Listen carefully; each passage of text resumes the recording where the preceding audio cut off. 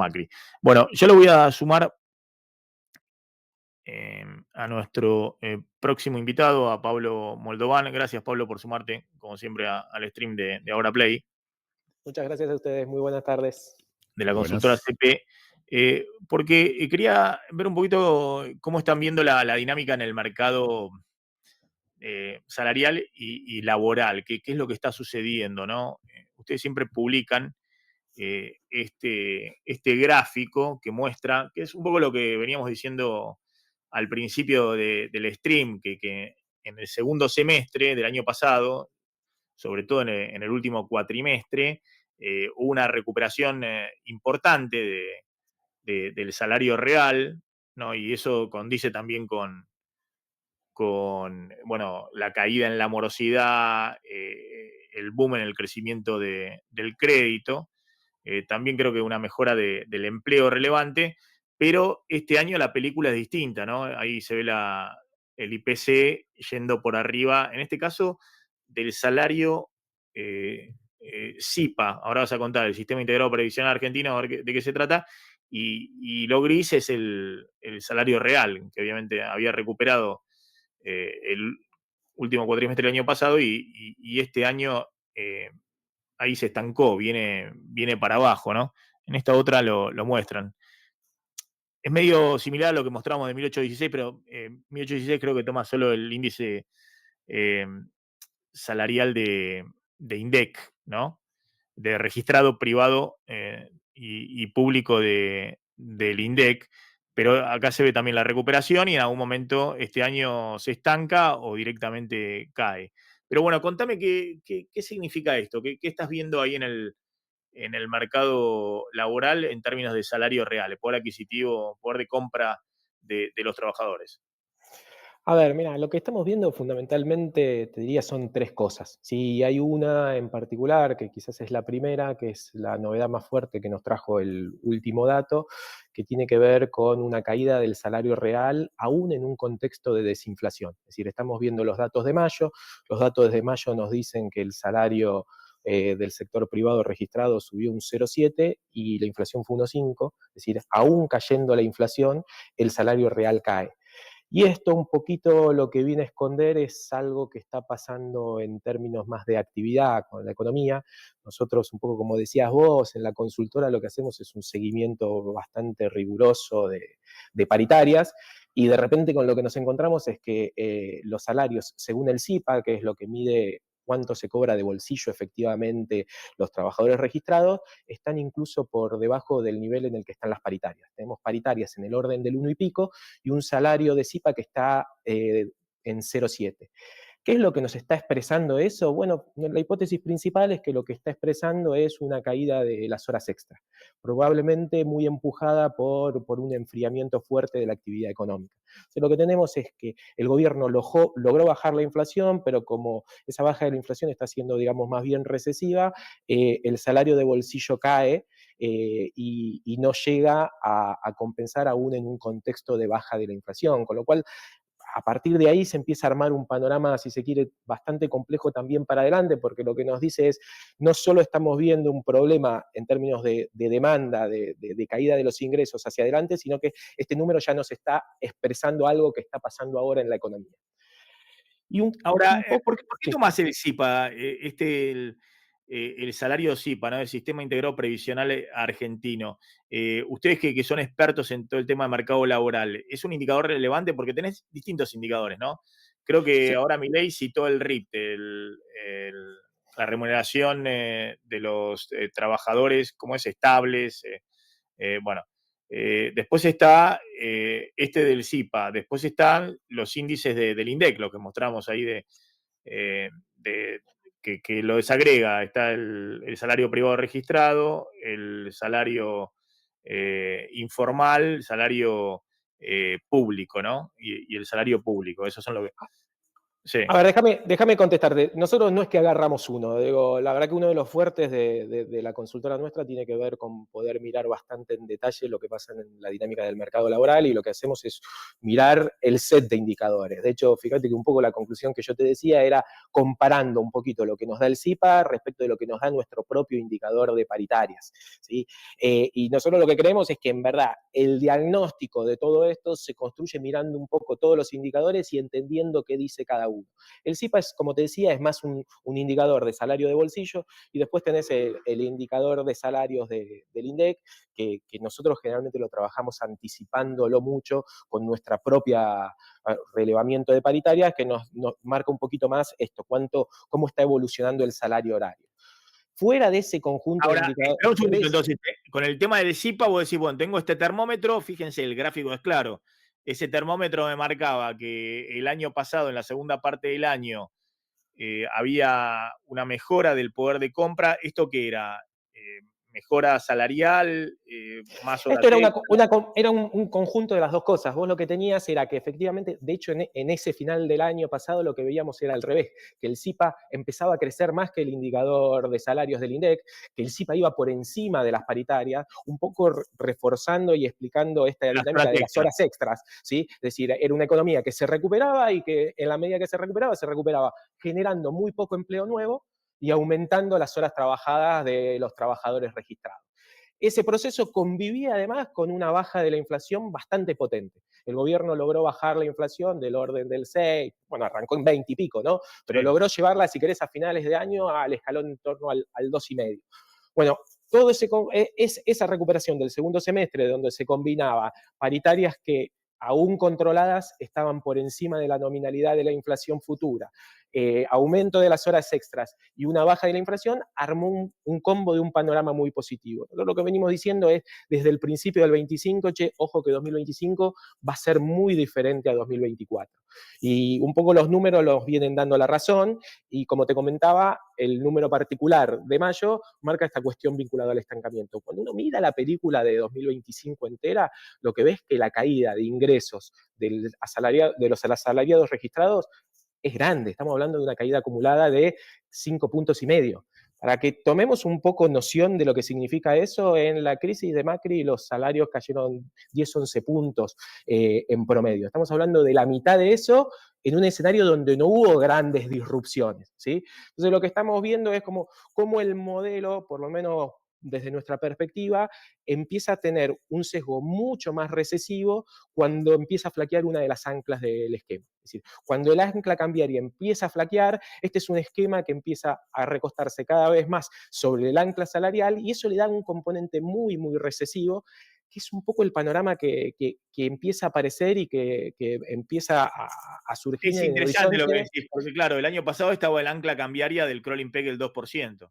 Exactamente, muy reforzada, si querés, incluso por el ingreso de capitales del blanqueo. De hecho, tuvimos un momento de zozobra, que es un momento donde incluso la recuperación salarial se estanca, y después de eso aparece con fuerza el ancla cambiaria, y el ancla cambiaria es la que permite esta dinámica donde vos podés ir empujando la nominalidad de los salarios para abajo, pero sin que caiga el salario real, porque el ancla cambiaria te permite que la inflación baje más que lo que vos estás bajando los salarios, la dinámica de la nominalidad salarial. Ese esquema, que es un esquema que fue virtuoso en la segunda parte del año pasado, hoy ya no está funcionando más. Y de hecho lo que estamos viendo en los datos de salario, esto que vos contabas, la caída del 5,5, es el fruto, si se quiere, de haber perdido la estabilidad cambiaria a partir de marzo, ¿sí? Y lo problemático es que ¿Esto cuando qué uno es? mira para adelante, sí, Perdón, ¿esto qué es? Esto es INDEC. esto es una combinación, como te decía, de los tres indicadores principales que A nosotros ver. miramos. La azul es el índice de salarios del INDEC, la amarilla es el CIPA, que es la que veníamos hablando, y la rosa o roja es nuestra propia estimación de los salarios en función de los convenios colectivos de trabajo. Fíjate que ahí un poco pasa la historia que te contaba. Fíjate cómo el año pasado la línea amarilla se separa de la rosa, ¿sí? Incluso se separa también del azul, armando una panza, y ese es el efecto de las horas trabajadas. Es una Las economía que horas extra. se estaba recuperando, y entonces paga más en el bolsillo de los trabajadores porque hay más horas extra. Ese proceso es el proceso que estamos viendo ahora, particularmente desde mayo, revertirse. Y que, como te decía, es el que empieza a armar una película muy complicada en el horizonte, porque porque en buena parte eso lo que está expresando es la crisis cambiaria de la transición del esquema del fondo, ¿sí? Pensá que estamos hablando de datos de mayo, ¿sí? Y un poquito el ralentizar, el estancamiento de la economía de ese periodo. Bueno, cuando uno le empieza a meter perspectiva en función de lo que está pasando en el mercado de cambio en julio, a esos números, la verdad que el panorama se pone feo para adelante. Es decir, Eh, de vuelta, tenemos un esquema que funcionaba fundamentalmente con dos anclas, que cuando el ancla cambiaria no funciona, se pone recesivo, y estamos viendo que hacia adelante la ancla cambiaria está muy complicada. Es muy interesante lo que mencionas, porque si uno hace la comparación, ¿no? El azul es INDEC, registrado, asalariado, privado registrado, es el que mostrábamos antes en lo de 1816, ¿no? Que recupera y después viene para abajo. Es decir, se estancó y viene para abajo. Llegó hasta ahí. Obviamente los salarios públicos, provinciales o nacionales están muy para abajo de eso. Pero lo que vos decís en la amarilla, claro, venía fuerte para arriba. Cuando aumentan las horas extra, el paso siguiente es contratar personal, ¿no? Sí, pero Y no acá llegamos ves, ahí. Pegó la claro, vuelta antes. claro, y acá pega la vuelta y cae, fíjate, la inclinación es mayor que la caída del índice, puede ser por lo que vos decís, porque hay recorte fuerte de horas extra, y el paso siguiente, si esto no se revierte, directamente los despidos, ¿no? Mira, déjame decirte además una cosa metodológica sobre esto, Maxi, y después nos metemos, si quieres, un poco en lo que estamos viendo más en términos de cantidades de trabajo, de empleo y desempleo y demás. Este es el set de indicadores que usamos nosotros, ¿sí? Yo te diría que de los indicadores sobre el mercado de trabajo, el único que no usamos es el que más está usando hoy el gobierno, que es el RIPTE, que es un indicador que en realidad no es un indicador de salarios, sino que es un indicador de recaudación vinculado a los aportes patronales del trabajo. ¿Sí? Y es un indicador que en los últimos tiempos viene teniendo muchos problemas porque viene estando afectado por los topes de aportes. Y eso en particular metió mucho ruido en la serie en el año pasado, donde el cambio de fórmula previsional, que es lo que modifica los topes de los aportes, descuarejeringó mucho el indicador. Entonces ese es un indicador que así como daba caídas monstruosas al principio del 2024, ahora está dando recuperaciones que no se reflejan en los otros indicadores. Cuando vos ves cuáles son los indicadores que hoy está usando el gobierno, y al gobierno le quedó nada más que usar el RIPTE, que es el que menos potencia tiene explicativa de la realidad. Cuando usás los tres que valen, bueno, empieza a pasar esto que estábamos charlando. El Más CIPA en tiene el indicador de salarial, ¿el CIPA se muestra o se elabora el indicador salarial en base a la información no, no, de aportes personales? Es un indicador es un salarial. indicador, salarial que publican ellos todos los meses y que efectivamente ¿Esto lo es un publica el poco el ANSES? líder. ¿El CIPA lo publica ANSES? Lo suele publicar la Secretaría de Trabajo, que lo que hace es un procesamiento de los datos del ANSES. Déjame Claro. decirte una cosa adicional que surgió con la última publicación del dato del CIPA. El último dato del CIPA no solo dio esta caída que estábamos hablando en el mes y acumulada, sino lo que hizo es una corrección de la serie fuerte para atrás. ¿Sí? Que, bueno, son cosas que a veces metodológicamente suceden, pero que nos cambia bastante el diagnóstico respecto de hasta dónde llegamos en términos de recuperación. La serie vieja nos decía que cuando el salario había tocado su máximo, había estado 7 puntos por encima de los niveles de noviembre 23. Bueno, ahora lo que vimos con este último dato es una corrección que nos dice, che, pará, hasta ahí no llegaste nunca. Llegaste apenas 3, 4 puntos arriba de noviembre de 2023. Con lo cual la historia que nos empieza a contar es una historia diferente, es una historia donde vos caíste mucho, recuperaste, apenitas por encima del punto de partida, que es un punto de partida históricamente muy malo en términos de salarios reales, y a partir de ahora volviste a caer. Y eso explica un poco, nada, para nosotros, eso, cómo también de alguna manera se empieza a configurar un clima muy diferente en lo económico respecto de lo que fue el segundo semestre del año pasado, que era un segundo semestre donde digamos que todos los datos le daban bien al gobierno. Sí, sí, sí, está claro, ¿no? Se ve ahí en la serie, en cualquier indicador que tomemos. Y el rosa, que es el indicador de ustedes de paritarias, eh, en general es raro porque las paritarias son supuestamente los sectores más que están dentro de convenios, con más capacidad de negociación. ¿Por qué les da más bajo que el índice de salario registrado del INDEC, que es el azul? Bueno, ahí puede haber distintas diferencias metodológicas que tienen que ver con cómo se incorporan algunas sumas fijas o algunas retribuciones que se dan por fuera de convenio en algunos momentos. La verdad que nosotros lo que hacemos, como te decía, es seguir los tres, y para nosotros el de convenios tiene la ventaja de que, por un lado, nos permite anticipar, ¿sí? Nosotros ya sabemos cuál es la dinámica de junio y julio, cuando recién la mayoría del mundo está discutiendo el último dato, que es de mayo, ¿sí? Nos da a nosotros perspectiva, y además un poco la historia lo que nos cuenta es que es el centro de gravedad. Y pasa esto que estábamos charlando. Bueno, los indicadores a veces se separan un poquito del de paritarias, pero el de paritarias es el centro de gravedad al que después todos vuelven a converger, y esas discrepancias suelen ser más bien estacionales y coyunturales. Estamos hablando de un salario promedio, hoy en la Argentina, el salario asalariado privado registrado, ¿de cuánto? 1 millón y pico de pesos, ¿sí? Y déjame, a ver, plantearte una cuestión más. Muchas veces lo que se piensa es que mirando el salario real registrado, uno lo que se está concentrando es exclusivamente en la crema del mercado de trabajo, en los mejores, ¿sí? Ahora, cuando uno mira un poco y analiza la dinámica del resto de los asalariados, uno lo que ve es que también en este caso el salario registrado privado tiene como alguna fuerza, como también como si fuera una buena guía y un buen indicador de lo que le pasa al resto de los ingresos, incluso los informales. Naturalmente son ingresos que después van en nivel un escalón muy significativo por debajo, ¿sí? Pero en términos de anticipar un poco la dinámica general de ingresos, es un indicador que funciona muy bien. Hmm. Eh, Vos decís que arriba de 1 millón de pesos está el salario promedio registrado. ¿Y el informal? Y el informal suele estar un 30-40% por debajo de eso.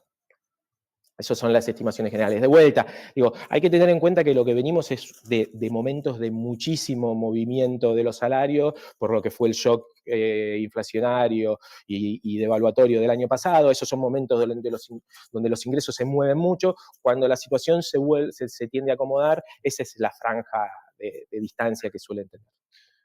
Martín, ¿tenés una pregunta para Pablo? Sí, Pablo, acá hablamos bastante del planteo del gobierno en el marco de su plan económico, que habla de los sectores que tienen ventajas comparativas de la Argentina, la eliminación de la protección a los sectores que no tienen, el recorte fuerte de empleo público y esto que Sturzenegger siempre menciona de la reconversión de esos empleos a empleos de otros sectores, ¿no? Arriazu habla de que la destrucción sucede rápido, pero la creación tarda más. En base a los datos que vos analizás constantemente del mercado de trabajo, ¿qué reflexión podés sacar? Digamos, ¿estás viendo algún tipo de reconversión todavía de empleos nuevos ahí relacionados a vaca muerta, minería y etcétera? Es un poco, sí, es un poco. Nosotros estamos por publicar ahora, dentro de poquito, un trabajo que tiene que ver con poner sobre la mesa la heterogeneidad del proceso de recuperación. Cuando uno mira los datos agregados de la economía, uno lo que ve es que la economía argentina, en el primer trimestre del año pasado volvió a niveles de actividad similares a los niveles con los que se suele golpear contra la restricción externa, pero llegó con una configuración productiva muy diferente, ¿sí? Esa configuración productiva muy diferente, fundamentalmente lo que trae es una mucha mayor preeminencia del sector agropecuario, de los sectores vinculados a los recursos naturales, y digamos que tiene dos grandes perdedores, que son el sector de la construcción, que está muy afectado no solo por lo que pasó con la obra pública, sino también por lo que tiene que ver con la dinámica de los costos en dólares del sector. Esto es algo que a veces se obvia y se piensa que la caída fuerte que tenemos en términos de construcción tiene que ver solo con la obra pública, pero no es solo eso. Hay una cuestión de ecuación de rentabilidad del negocio que no está cerrando, ¿sí? Y por otro lado, el otro sector muy fuertemente castigado tiene que ver con la industria a mano de obra intensiva, ¿sí? Ahora, ¿qué pasa? Cuando uno le empieza a poner números de empleo a eso, uno ve que los ganadores del modelo en términos de valor son mucho menos intensivos en generación de empleo que los perdedores, ¿sí? Y eso habla un poco de hacia dónde vamos, ¿no? Es un poco habla de cuál es el modelo que tiene por detrás el esquema económico actual, que es un modelo que tiene de alguna manera una forma de recostarse sobre los recursos naturales de baja agregación de valor, ¿sí? Y medio que eso es lo que ya empiezan a mostrar los datos, y por eso también lo que vemos es lo que pasaban recién, que era como la suba del desempleo, incluso en la comparación anual respecto del muy mal primer trimestre del 2024, empieza a mostrarse todo el tiempo esa configuración. Un mercado laboral que por más que la economía recuperó los niveles, le cuesta muchísimo generar empleo, y que efectivamente los sectores que más sufren son los que más capacidad tienen de multiplicar empleo, y los que aparecen son sectores que efectivamente quizás lo que puede ganar un petrolero en Vaca Muerta es mucho más que lo que puede ganar un metal mecánico en el conurbano bonaerense. Ahora, esa reconversión fantástica de la que habla Sturzenegger en la práctica no se da, ¿no? Es muy difícil. Es muy difícil no solo por la transformación personal que requeriría eso, sino también porque el sector que está liderando la recuperación no tiene capacidad de generar tanto empleo como el que se destruye. Tengo una última respecto a este tema del cuentapropismo, ¿no? Que es un poco una discusión de siempre, ¿no? En general, hay una tendencia en la Argentina y en el mundo a menor trabajo asalariado registrado. A ver, hay tendencias, y me parece que hoy en la Argentina también esto está un poco funcionando como buffer de la crisis de ingresos de la que veníamos hablando, Sí. ¿no? Y ahí aparece toda la discusión sobre los trabajos de plataforma, sobre la uberización, etcétera, y cómo el cuentapropismo de alguna manera empieza a expresar algunas formas del desempleo, ¿no? Es decir, que es de alguna manera una forma de canalizar la crisis de empleo hacia esos trabajos más informales y regulares. Lo que estamos viendo en la Argentina es un poquito ese proceso, pero también combinado un poco, como decíamos antes, la situación viene moviéndose tan fuerte que aún existiendo esos buffers, estamos viendo una suba del desempleo en la economía argentina. Hoy nuestro diagnóstico es que fundamentalmente la Argentina lo que tiene es, como en su mercado laboral, una crisis de ingresos muy fuerte, ¿sí? Mm. Y que de consolidarse fuerte este patrón económico que estamos viendo, probablemente vayamos a una situación de crisis de empleo más grande. A ver, esto de fundar población ocupada, 21 millones de personas, de los cuales 12 millones son formales y 8,8 millones son informales, ¿no? Dentro de los formales tenés asalariados formales, privado y público registrado, no creo que son 6 millones en sector privado, 6.300.000 sector privado El resto y, público. y 3.500.000 en el sector público, ¿no? Y 2,5 millones de asalariados, no asalariados formales. ¿Esto qué es? Monotributista, autónomo, todo eso. Exacto. Es decir, cuentapropismo que paga sus aportes a Arca, digamos, ¿no? Que está registrado en Arca. Ujú. Y bueno, y en el informal, que básicamente es la informalidad frente al organismo de recaudación, ¿no? Frente a Arca eh, y demás, tenés asalariados informales que son trabajadores de empresas, pero bueno, que se le paga mensualmente, regularmente, pero sin... Sí, no, que no tiene aporte, fundamentalmente es un empleado, es lo que conocemos como un empleado en negro, ¿no? Un empleado negro. Una persona que atiende en una panadería, un mozo en un bar que no tiene aportes, etcétera. Cualquier forma de empleo que no tenga aportes al sistema previsional, de alguna manera se registra en esa categoría. No asalariados informales son el cuentapropismo en negro, digamos, que es, bueno, prolifera, digamos, que pueden antes cobraban todo en efectivo, ahora todo con Mercado Pago, lo que fuera, ¿no? Ya sea eh, vendiendo distintos productos, no sé, en una plaza, en un local comercial, en cualquier lado, en la salada o haciendo todo tipo en general de actividades, ¿no? Exacto, Ahora, es gente que no solo no realiza un aporte a la seguridad social, sino que además no tiene una relación de dependencia estable y una relación de trabajo estable con alguna empresa. los asalariados formales, es decir, el privado y público formal, es decir, asalariados registrados, lo que estamos viendo es una caída. Hay 120.000 puestos de trabajo menos en el privado y en el público, bueno, 50.000 menos en el Estado Nacional, que son solamente 300.000 trabajadores. No sé qué estimación tenés de provincias, qué pasó con el empleo público provincial. No, el empleo público provincial viene como con una dinámica donde estuvo muy castigado, sobre todo en términos de precios, de salarios al arranque del esquema económico, y lo que vimos es que los salarios provinciales en particular y la dinámica del empleo provincial empezó a recuperarse un poquito de la mano de la mejora un poquito en el margen que tuvieron también los ingresos de las provincias a medida que se empezaron a normalizar algunos ingresos vinculados a impuestos que están muy ligados a la dinámica de la actividad. Ahora, ese es un proceso que de vuelta está ahora entrando muy en jaque y en crisis, porque un poco como charlábamos al principio, la actividad económica está dando muestra de estancamiento y eso le pega inmediatamente a los impuestos coparticipables y eso deja en una situación complicada a las provincias que de alguna manera habían tratado de empezar a recuperar un poco los salarios públicos que habían quedado muy, muy golpeados. Pensemos que además los salarios públicos provinciales tienen no solo el problema de la dinámica que los hizo caer muchísimo, sino que también tienen como una diferencia de nivel respecto de los públicos nacionales. Ahora, por eso, y para cerrar, el gobierno dice, ¿se están creando empleos dónde?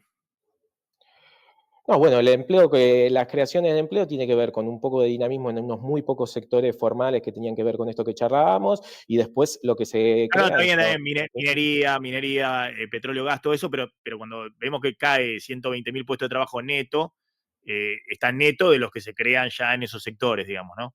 Sí, y después es lo que hablábamos antes, es el buffer de la informalidad que viene cubriendo la baja creación del empleo registrado. Digo, para ser honesto, esto es un proceso que en Argentina ya tiene varios años, ¿sí? En términos digo, es algo que empezamos a ver con mucha fuerza, en particular a partir de 2016, 2017, donde el empleo registrado se Se estancaba o estancó. caía y el empleo informal venía a cubrir un poco los problemas que generaba eso. Un poco también de ahí viene un poco nuestra caracterización donde la verdad que la Argentina no tiene los síntomas tradicionales que tenía la economía hacia finales de la década del 90, que era una situación de mucho desempleo y problema de ingresos, sino que esta es una economía que tiene fundamentalmente problemas de ingresos, parte por esta heterogeneidad y por esta desestructuración Que del sostiene propio el mercado de empleo. trabajo. Exactamente. El Uber, el Rappi, qué sé yo, el emprendedor de cualquier cosa, Sí, eh, ojo Maxi, que eso de vuelta tiene sus más o límites. menos calificado, es el que sostiene el empleo.